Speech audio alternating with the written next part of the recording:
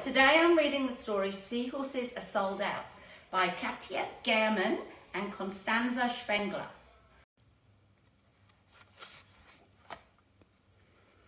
Are we going to the lake today? I ask.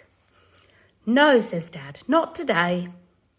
But you promised. I know, Mika, but I have to finish this first. He rummaged on his desk. How long will it take? I don't know, but if you let me work in peace, it will be a lot quicker. I let him work in peace and only ask now and then. How much longer? Can't you go and play, he says. No, it's boring by myself. Call next door. I'm sure Carly will play with you. Carly's gone to stay with his grandma, I say. She has a dog. I've wanted a dog or a cat or even a mouse for absolutely ages. But Dad says no. I ask again anyway.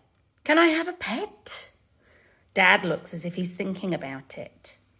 Can I?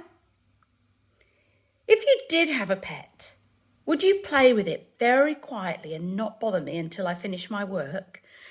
Yes, I shout. Dad gives me his wallet and tells me to watch out for traffic. Pet Kingdom is just around the corner. I pick out a mouse, but the pet store man wants to check with my father. Dad doesn't like being disturbed. Of course Mika can have a mouse, I hear him shout over the phone. Just sell the kid whatever, and now please let me get on with my work.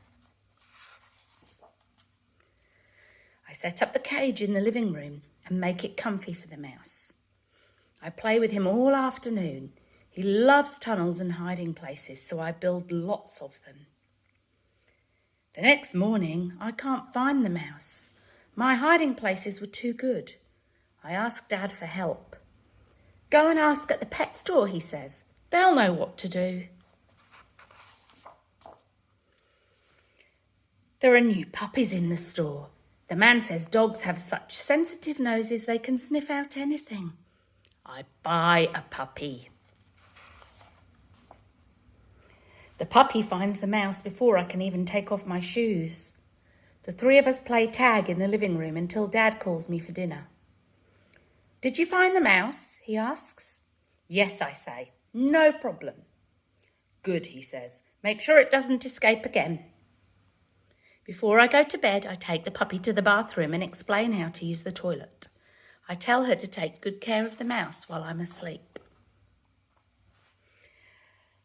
Next morning, the mouse is still in the cage, twitching his nose.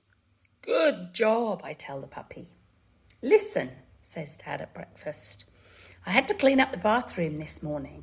There was a puddle beside the toilet. I guess the puppy didn't understand my instructions. She is practically still a baby. It can happen when you're little, I tell Dad. Okay, he sighs. It's not that bad. He disappears into his office. Luckily, I know how to solve the toilet problem. I saw a seal in the pet shop.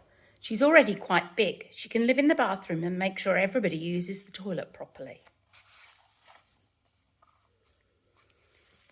In the afternoon, we splash around in the bathtub. The mouse doesn't want to. He can't swim. He needs someone to teach him. I run back to the pet store. Seahorses are sold out, but there's a little penguin. She teaches the mouse to swim. The rest of us work on our diving. What are you up to in there? Dad calls from his office. My mouse is learning to swim. Well, don't go too wild and wipe the floor when you're done. The penguin only wants to watch TV.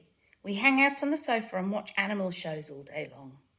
At some point, Dad calls from his office that I should turn it off. Too much TV isn't good for you, I tell the penguin. The penguin sulks in the sink.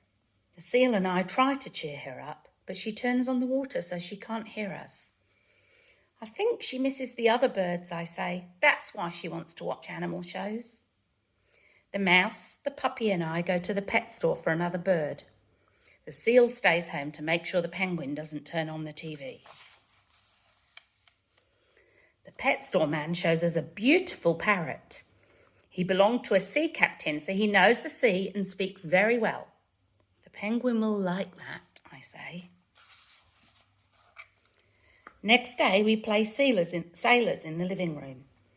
Our ship is the sofa, and the parrot gives the orders. All hands on deck, he calls. Heave ho, me hearties. We're in a tornado when Dad comes from the kitchen with his mug of tea. Can't you keep it down in here, he says. Batten the hatch, you scurvy sea dog, the parrot shrieks.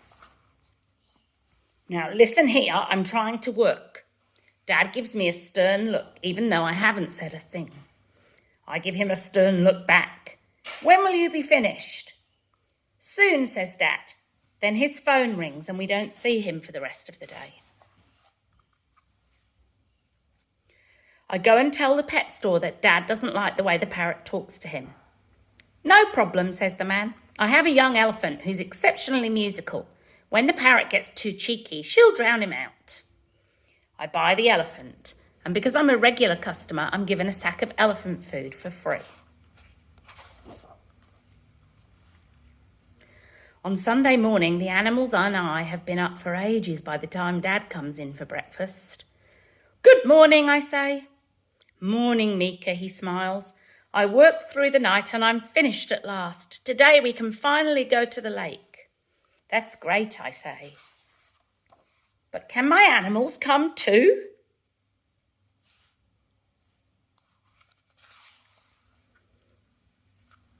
Dad and I agree that the only thing missing is a seahorse.